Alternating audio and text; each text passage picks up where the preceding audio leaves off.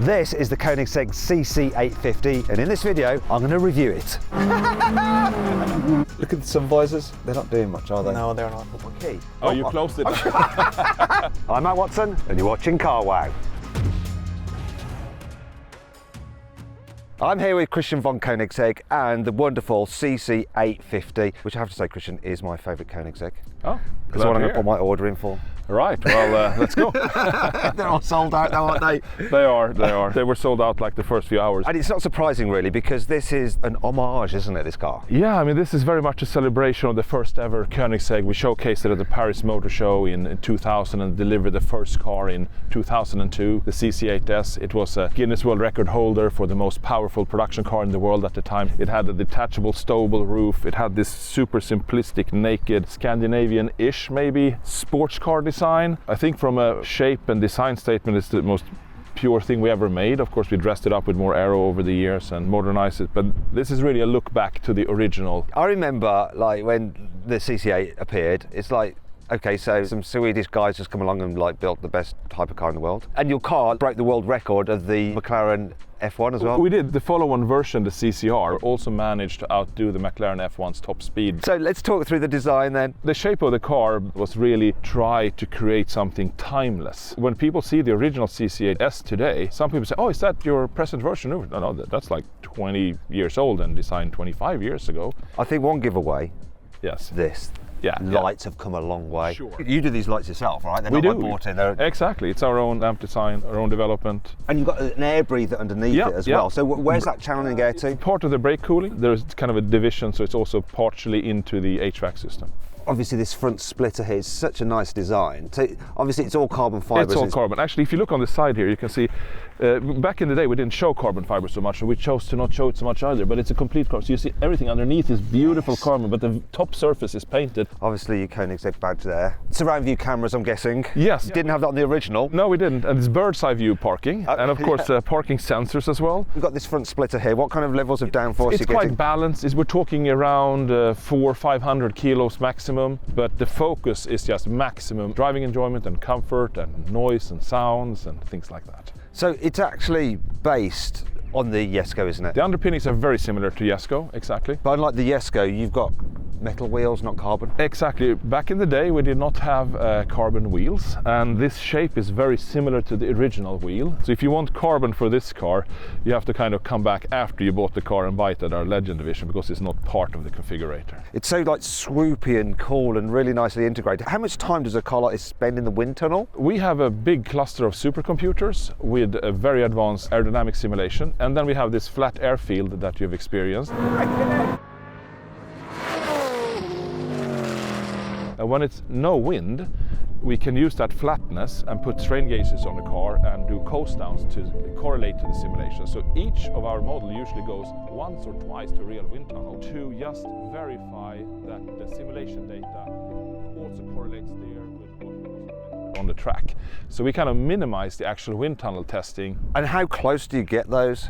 Very close, within a few percent. Okay, so it's really accurate, the modelling that you do. In terms of like, everything that you see as a vent is functional. There's no fakery on this. No, I'm really against anything you put on a car just for the sake of it looking cool. We have none of that on our cars. Once again, just from this angle, really, really cool design and an homage, yet again, to the CC8S. Really like this design with the wing, just these little bits poking out. Can we make it go up, the wing? Yeah. Oh, nice. It's a really nice, smooth action. I like that.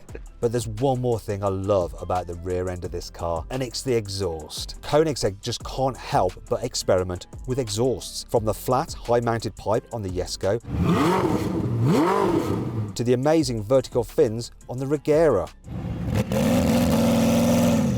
However, this CC850 has one of the largest centre exit pipes I've ever seen. But why has Christian pulled out all the stops for this car in particular? This car we introduced 2022, and that was pretty much on the day 20 years after we delivered the first customer car as a company. I also turned 50. So I said, okay, celebrate 20 years for the car, and I'm turning 50, so let's celebrate that, and I'll build the first car for myself as a present. So it's a CC850. After we uncovered it, we got immediately up to like 100 potential orders, and we only had 50 cars. So we said to ourselves, okay, we'll make a press release immediately, say we'll celebrate 50 for my birthday, 20 for 20 years in production, so we're going to make 70 of them. Yes. So this car here, it's in white with a white interior. Your car, silver, like the original CC8, Yes. showed in silver, red interior as well. Yeah. Really, really nice. Speaking of interiors, let's take a closer look at the CC850's cabin. Feels very different to the Jesko. It's more luxurious, isn't it? Yes, We've got a bit more old school. I mean, celebrating the old days, analog instrument clusters, real stalks. Feel the weight of these stalks. Oh yeah. They're my favorites. And oh, it's machined aluminium. it's not your plastic rubbish here. No. You cannot find any plastic inside the car or anywhere really. I mean, you have of course rubber strips for weather protection. Otherwise, it's only carbon, metal, or leather, or Alcantara.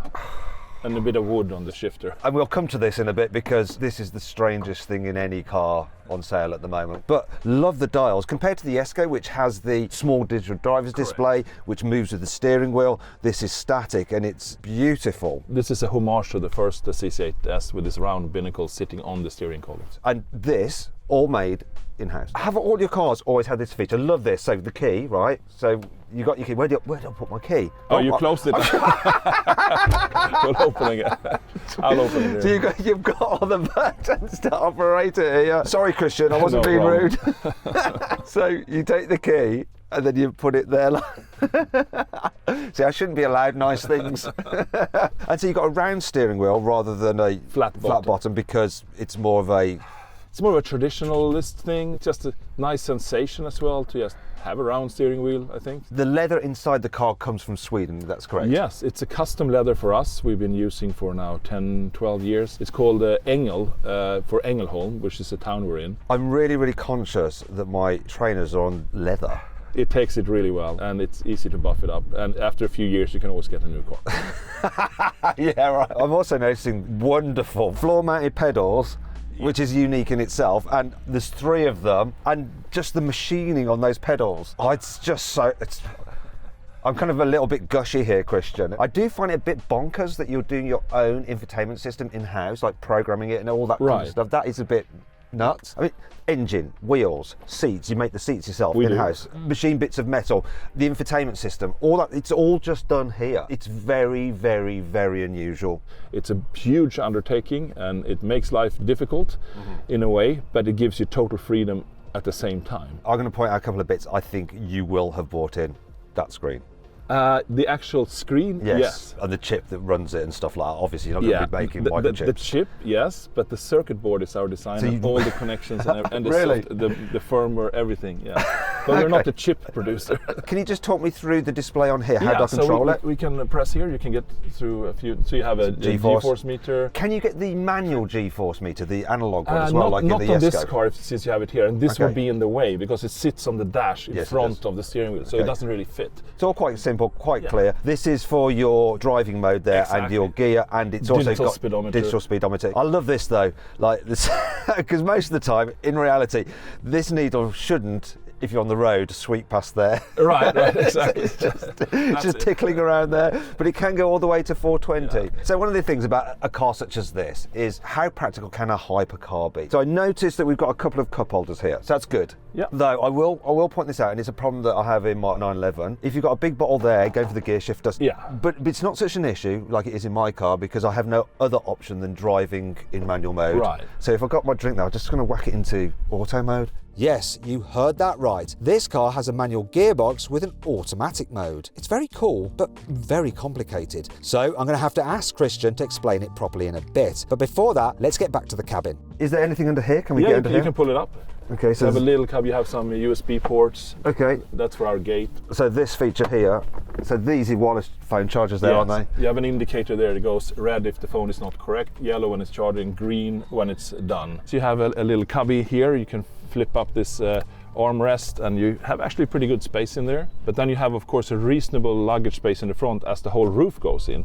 And for the CC850 we have a nice set of Skidonia bags that are custom fitted to the front end of the car. Well, let's check that out then. Christian, I'll let you open the bonnet because I'll probably press the wrong button again. Where did I put my key? Oh, you closed it. I have a button here. And I'll just grab the luggage. I bet this luggage costs more than my own car. So it's pretty roomy actually. So there will be an order to it. So, so this one kind of goes like this. This one goes here. And this one goes here. And this one, let's see where this one goes.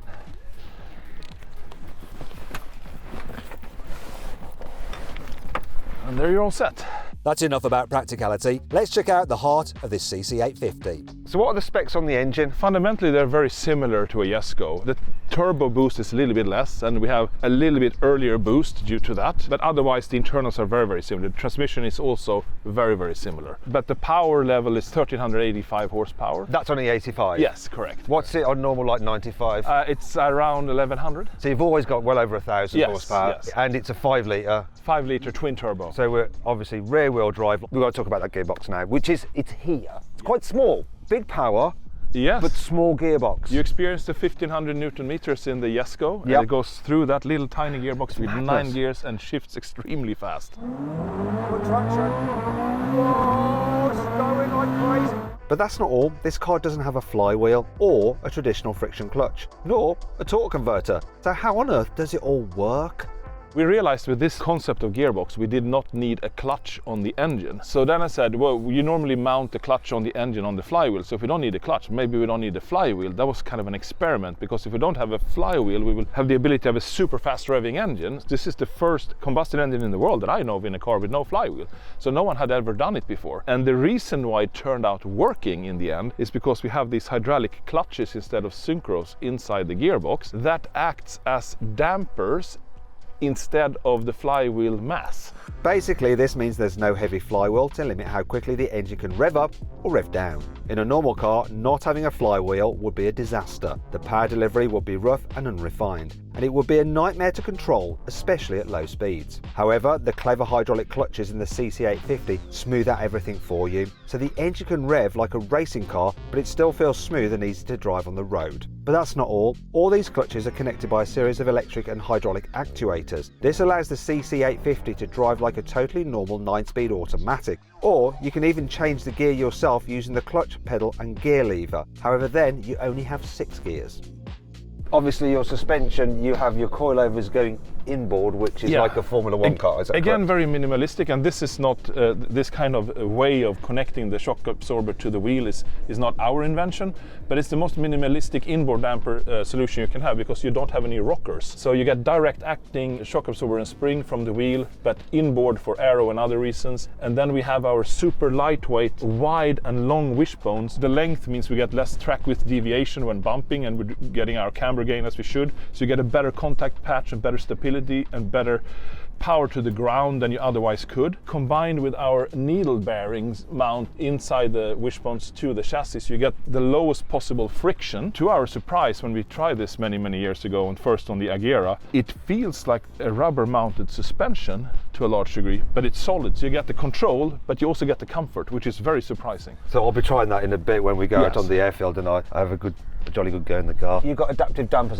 Yes, we have created our own active lifting system. Each corner is individually controlled, so we can make the car do anything really, lean or whatever you want to do, but we don't use that much. It's more to change the rake at speed and ride height at speed, and for different modes. This is super important because changing the ride height of a car massively affects how stable it is at high speed. And this car is capable of some very high speeds indeed, and I'll experience that for myself later. The CC850 also has active shock absorbers, which use 2 computers each to separately adjust the bump and rebound damping thousands of times per second. You could in theory customize these settings yourself, a bit like in a 911 GT3 RS, but Christian explained why this sometimes isn't a good idea. We could also have it like an equalizer menu where you play around if you would like to, but we don't offer that because we want to have this sort of preset good modes. You can screw it up quite easily otherwise. One last thing, this. This is a damper, isn't it? It is a damper as well. That's what we call our triplex suspension, and it's something we came up with when we started going up over 1,000 horsepower. When you launch the car with this much power with rear-wheel drive, it really sits down, and many cars therefore have anti-squat geometry.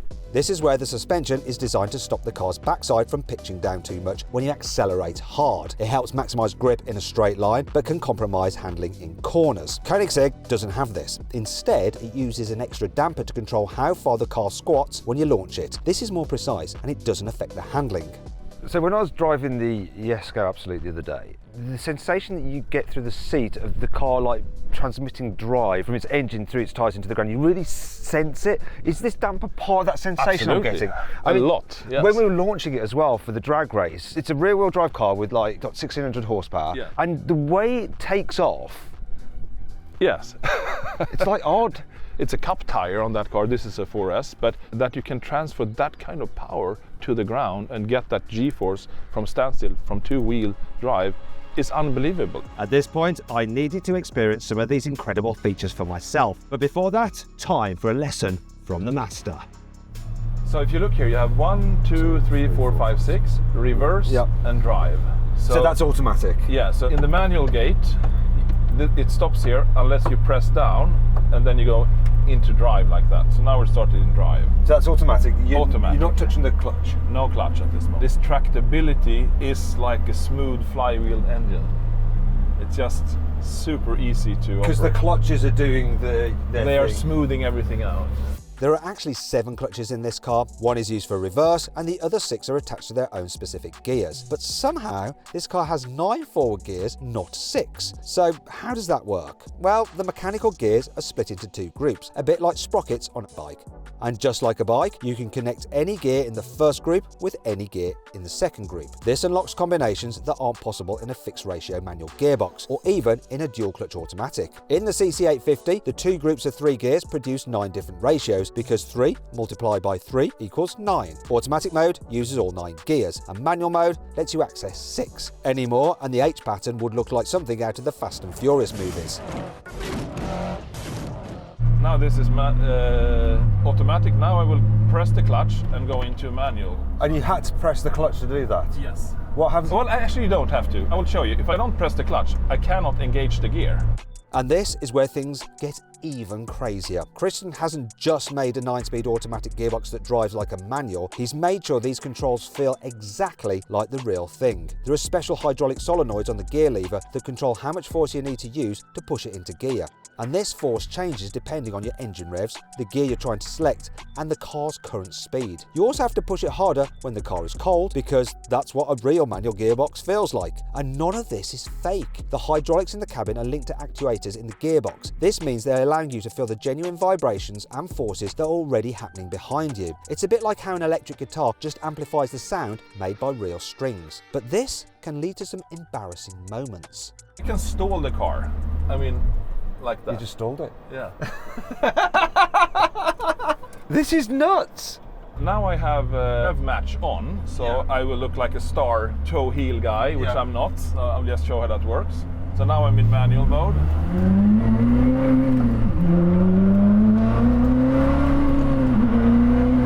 So now I will shift down.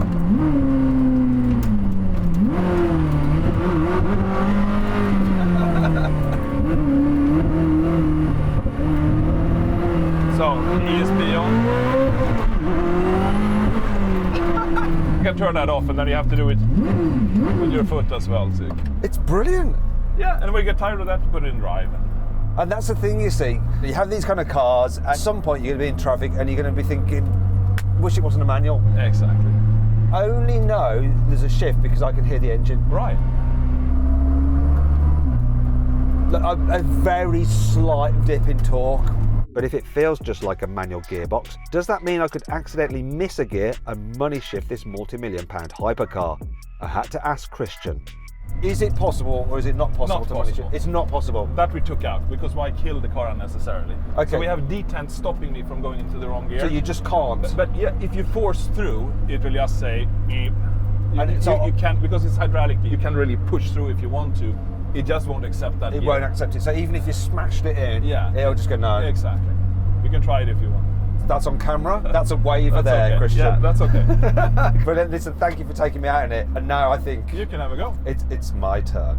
But before I drive it, I need to show you a few things about this car that aren't quite perfect. Well, the seats are heated, you can't get ventilation for them, which might be a bit of a problem if you're a customer in Dubai. You could end up with sweaty buttocks, though I think these indentations in the leather might help channel some air to your derriere. Koenigsegg's online configurator isn't open to the public. You actually have to be a viable customer and then they send you a special login. Or you might have to come all the way down to Sweden, come to their studio and do it here, which is an absolute chore, as you can imagine. It really does take the biscuit. These side aeroscopes really gather up stones. Look, we haven't driven very far in this car and already there's plenty of debris in there. The roof can be a bit of a pain to remove. So you have these latches here, you have a safety button, you press it. So that part is kind of easy. Then you have a little leather strap here to remove these. So it's a little bit of a process. Actually, It's like a gun going off behind my ear. Right, do you need my help now? no, it makes it easier, but I don't actually need your help. I'll show you. Okay, go on then. So we'll open the front bonnet first. There we go. And then I'll get out. Let's see, you have to bend over a little bit. And there you go. And then it slides in here. Ah, And this is something we came up with the first car. I mean, this was long before these automatically detachable roofs that you see nowadays. Sure, that's down, these down. And if we hear a crunch now. we'll see. Just make sure it's fully back. Oh, it wasn't. Yeah, it's quite a lot of space here, so should be okay. And then it goes down like that. And there we go, done. Koenigsegg has limited the colour choice on this car to just 8 options. More choice is surely more good. Anyway, it's not all bad because that brings us on to 5 cool things about this car. The paint finish on Koenigsegg's is incredible, so you will not find any orange peel. Reason being, once the car's been painted, they wet sand it and polish it every individual car. So if you just move about and like look at the light, it just moves completely smoothly, no wobbly effects at all. Also, the carbon fibre doesn't have a lacquer coating to it. It comes straight off the tool and then they just sand it and polish it. Luxury. Koenigsegg's doors not only look cool the way they open, but they open in such a way that even if a car parks quite tightly to you, look, there's still room for someone to get out. Don't worry, it won't hit the car if they're too close. It has sensors in the door to prevent that from happening. When you buy a Koenigsegg, you get one of these. What is it? Well, it's sort of like their version of a Fabergé egg. You open it up and inside is your car's key. Otherwise, you're just going to store your key in a drawer somewhere. But no, with this, you can have it presented on your mantelpiece. Oh, it's so lovely and satisfying the way it all fits and works and moves. The car has the most extravagant fuel filler cap on any vehicle. To get to it, you have to do this. You have to raise the engine cover because it's located there. You can just slot the fuel nozzle straight in. But what you're going to do at the garage is then like walk around and just admire your engine, and other people might start admiring it as well. Certainly a talking point. There are a lot of little Easter eggs which relate to the Ghost Squadron, which was the #1 squadron for the Swedish Air Force, which used to be based at where Koenigsegg's factory is. And there's one in here on the gear shifter mechanism. The show must go on, but there's loads throughout the car. How cool is that? I think we've waited long enough. Let's drive this thing. I'm here with Marcus. So Marcus, you are the test driver for Koenigsegg. Correct. You need to be here for insurance. Yeah, exactly. And I don't That want to reason. drive this car uninsured because it's very expensive. It's kind of expensive. Let's start it then. So, Yeah. do I have to put my foot on the clutch to start it? Yeah, foot on the clutch and foot on the brake as well. And then you just press the ignition button. Yeah, it's ignition first. Yep. And now you're good to go. Here we go. Let's fire it up. Oh, I've So done the just- thing. Yeah, exactly. Just one press. Beginner's error. So you just dab it. You don't press and hold, do you? Exactly. Just press it. Perfect. Got it. So I'm going to go in automatic to begin with. So Sure. across. No, push exactly. down. Yeah, press down. Can I just release the clutch now? Yeah, you can release the clutch and then you can rely on the brake only. That feels weird now, It just does. releasing In the the beginning clutch. it feels weird, but you will get used to it. It's funny how smooth it is when there's no flywheel or no like torque converter. Dual clutches, sometimes when you pull away a little bit, Right, yeah. so it's really quite smooth, isn't it, and easy. Yeah. Does this have a nose lift? It does. So you can see on your steering yeah. wheel. Yeah. Is that standard or extra? It's standard. On all the Koenigsegs you have a lift mode. And also like if you go on a road like this where you have quite like a bumpy surface, you can also change your driving mode here. Yeah, put it into comfort. Yeah. So we will that will raise the car a bit more and soften up the dampening, so it's even more comfortable. You haven't got air suspension, it's hydraulic, isn't it? Correct. It's quite easy to drive, really. Yeah, it's very easy to drive. Like for this situation, I don't want to actually be in manual mode. For this kind of manoeuvre, it's no fun to be had in manual mode necessarily. No. Sometimes it is nice to just change gears. In fact, you know what? Let's try it. Yeah. Can I do it for the first Whenever time? you So want. what do I do? I'll get onto the clutch. Yeah, clutch in a second gear maybe is a good one. Yeah. That feels weird, going from automatic to shift manual, and like you won't come out of gear. I've got to dip the clutch. I've got to actually do it. So that's all done by computer, and then it clutch operates then when you get them. Yeah. So we look at the RPM of the gearbox and engine. And it senses the pressure. Yeah, basically. Have I got rev match on or not? You have very much on, so you can try the downshift if you want. Yeah. Can you turn it off? Yes, we can. I'll let you do it. Yeah, that's off.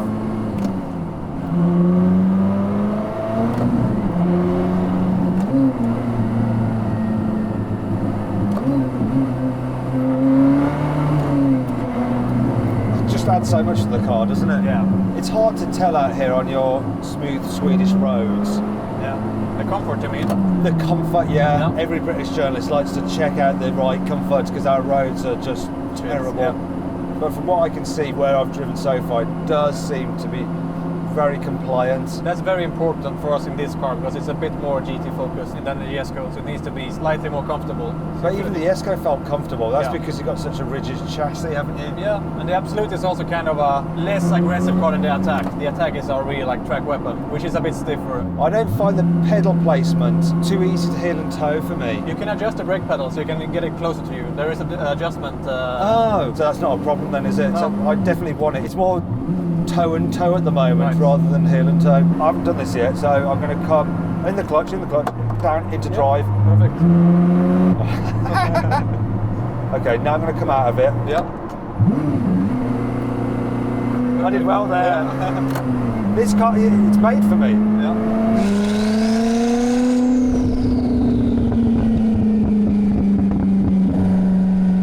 Exhaust sounds good. It's quite loud, isn't it? Yep, we have a small tweak coming in where we're gonna close the exhaust throttles a bit higher up in the rev band. Oh, right. So it's gonna be a bit quieter. When you're just cruising. Yeah, exactly. There's some bumps. I found one bump, very small pothole on your Swedish roads. It's quite interesting because people around here think these roads are bad actually. What, this? Yes. This is our finest Really? road. This has Okay. just been serviced in the Wow, UK. Look at this, it's bad. No, that's That just is been bad. done. Yeah, okay. Wow. Oxfordshire County Council, if there's anyone watching, you're rubbish. There we go. Wow. That's good. And that was sport mode. So That was really good. yeah. But let's put all the pothole chat to one side and find out what this car is like when you really, really push it. So, I want to launch it. What do I do? Put on a clutch. Yeah. You can just try to rev it. It will keep you. You see? So that's Okay. basically your launch control. Can I dump the clutch? It's quite rough. It will probably stall. So Okay, yeah. okay, that's good then, because that's like kind Yeah. of realistic. Yeah, but I think you will. The best Feather it a thing is- little yeah, bit. Feather it, yeah. Here we go then.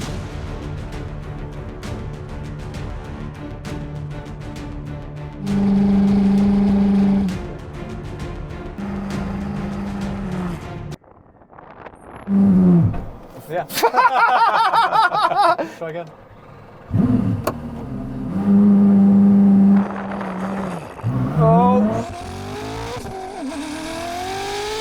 Oh, it's good. Oh! That's good, like, because it's smooth and seamless. Right. And predictable. When you're smashing it, Yeah. you're less likely to cock it up. The rev matching on or off because it turns on when you cycle the ignition, so I can turn it off if you want. Yeah, let's turn it off. Yep.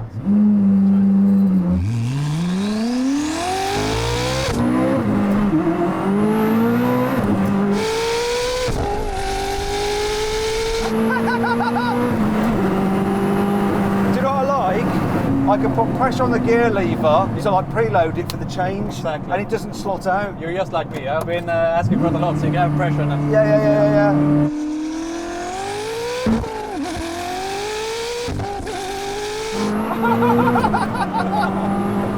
You're just going to drive it manual the whole time. Do you know what I'm going to do? I'm going to money shift it. Okay, You ready? You can try. I'm going to go from 4th into 2nd at high RPM. I can't. No? Woo! It's really funny that it lets you stall, Yeah. but it doesn't let you do something that's catastrophic. Exactly. If I launch it in automatic, is it? So the launch control, we cannot activate it right now because we don't have any paddle shifters in this car. Okay. We will add it later. So there's not. And we will also develop a launch control for drive without paddle shifter since it's an option. But we don't have it in this car right now. When it's ready, Koenigsegg's launch control will be totally unique. Because the car has 9 gears, it can automatically decide which ratios to use to give it the best possible launch. For example, it can start in 2nd gear to reduce wheel slip, and it can choose to skip 3rd gear completely if going straight into 4th keeps the engine in the power band for longer. But that's not all. Eventually, you'll be able to customise the ratios yourself. It'll be like having your own Formula 1 team switching the mechanical gears inside a Formula 1 car's gearbox to maximise its top speed on different racetracks. But because all of this is done through the car's software, you won't have to get your hands dirty or employ a massive team of engineers. Let's launch it anyway in Yeah. auto. So Try it. can I brake boost it or not? What do A I do? little bit, I think, yeah. Okay. I was better. That feels madder.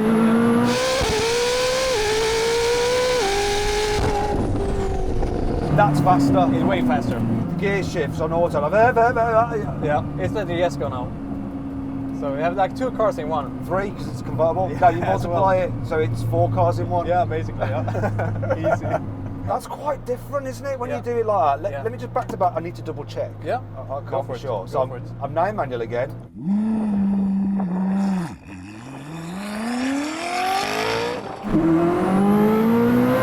That just feels old school. Yeah, it feels like a different car. Yeah. Right, let's do one more launch in auto. Yeah. Go for it. Go for it. It's the gear changes now.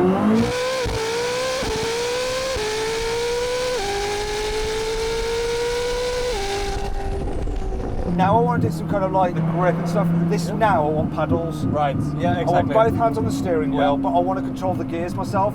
Yeah. Because now I'm not in the right gear because it's an auto.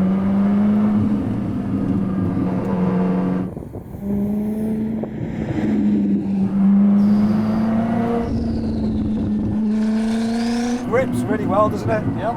Oh, it made me feel a bit sick. And everyone knows what's good for an upset stomach: donuts.